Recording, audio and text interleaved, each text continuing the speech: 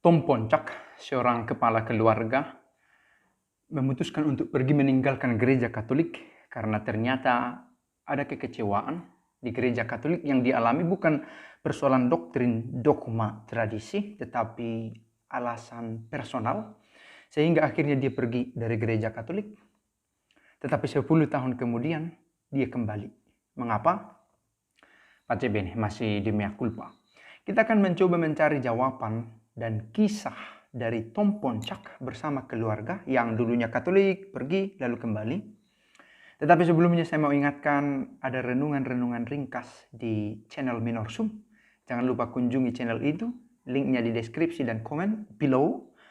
Jangan lupa untuk subscribe dan dukung channel Minorsum untuk sampai ke lebih banyak orang, share dan bagikan. Ya, share, bagikan. Sama. Baik, kita masuk ke kisah Tom Poncak.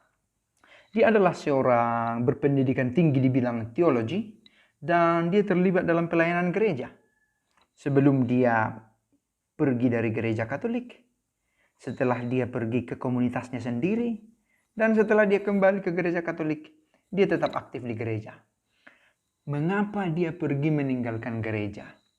Yang pertama harus dikatakan, dia besar di komunitas Katolik yang sangat kuat.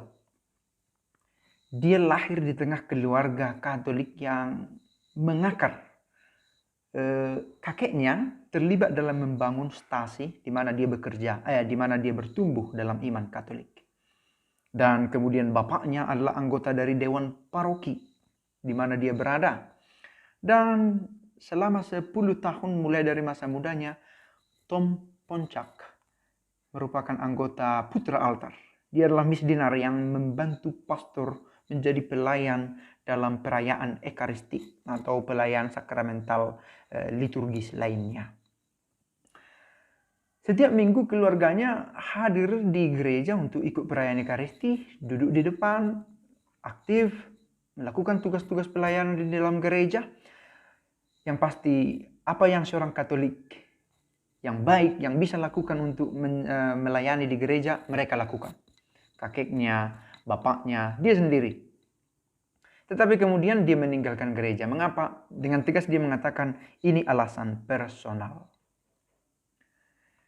Dia memiliki komitmen yang kuat untuk menjadi pelayan gereja. Suatu waktu akhirnya dia menikah dengan Lisa, yang kemudian menjadi ibu dari anak-anaknya sebanyak 6 orang anak. Dan salah seorang putrinya yang ikut mengingatkan dia untuk kembali Katolik adalah seorang yang bercita-cita menjadi suster, seorang biarawati. Nah, pengalaman personal apa yang membuat dia ingin keluar? Tom Poncak kecewa. Tom Poncak kecewa melihat orang-orang di paroki terlalu politis.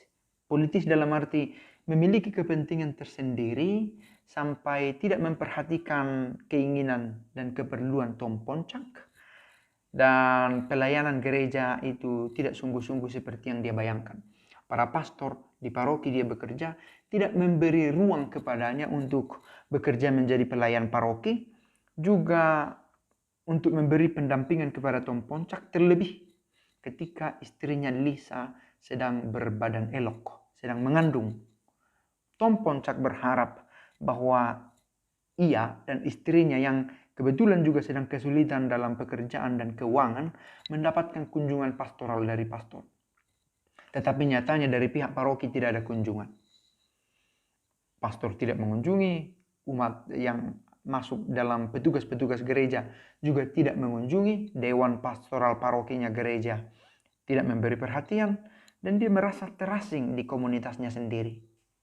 Lalu di satu sisi, sebenarnya dia memiliki perhatian yang istimewa untuk memberi pelayanan, tidak diberi kesempatan untuk melayani.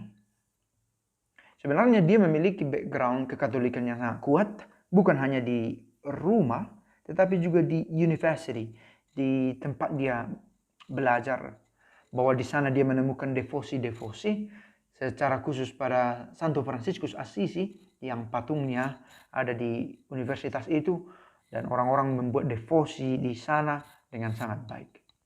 Lalu misa harian berlangsung di universitas, dan itu sebenarnya merupakan bekal yang kuat bagi dia. Tetapi sekali lagi dia merasa tidak nyaman dengan komunitas orang-orang Katolik ini,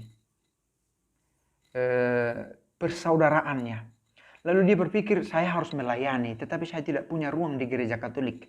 Suatu waktu mereka moved to Maryland, lalu kemudian mereka pindah-pindah ke beberapa tempat lain, dan mereka mencoba mencari komunitas Kristen, sekalipun itu tidak Katolik, yang pasti di sana mereka merasa diterima, dihargai sebagai pengajar iman, dan akhirnya mereka sampai ke komunitas-komunitas evangelis. Dan ternyata mereka disambut baik di gereja-gereja itu. Kecewa karena orang-orang di gereja, entah pastornya, entah umatnya, mengantar mereka pada keputusan pergi ke gereja lain, ke denominasi lain, bahkan yang tidak terdaftar sebagai denominasi, tetapi sebagai aliran kekristenan yang independen. Dan di sana mereka disambut. Dan akhirnya seperti gayung bersambut, mereka merasa nyaman di komunitas barunya. Suatu waktu dia sudah dalam perjalanan lepas dari gereja Katolik, meskipun secara doktrin dia masih mengakui ajaran Katolik. Dalam masa transisi itu dia diminta mendoakan seorang siswa yang dia ajari supaya sembuh dari sakit lutut. Nah, ternyata dia mendoakan, dan esoknya si siswa ini yang merupakan anggota cheerleader sembuh dari sakit lutut. Just like a miracle, a little miracle katanya. Satu keajaiban kecil. Dan ini terjadi di sekolah Katolik. Waktu itu dia masih mengajar di sana. Dan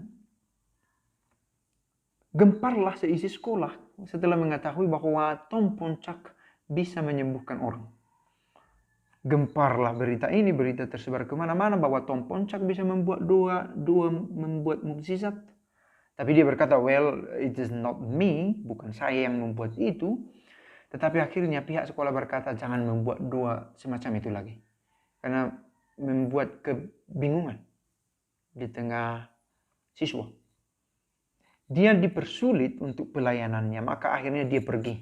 Dia akhirnya memutuskan, oke, saya harus mengambil komunitas yang benar-benar di mana saya bisa melayani dengan cara saya. Dia pergi, tetapi akhirnya dia menemukan komunitas yang baik, tetapi dia merasa rindu setengah mati terhadap Ekaristi. Dia tidak menemukan konsep ajaran yang benar-benar sepadan dengan Ekaristi dalam gereja Katolik. Sampai akhirnya seperti tadi saya katakan, seorang putrinya berkata, Father, mengapa kita meninggalkan Ekaristi? Dan putrinya ini adalah yang bercita-cita menjadi seorang suster biarawati.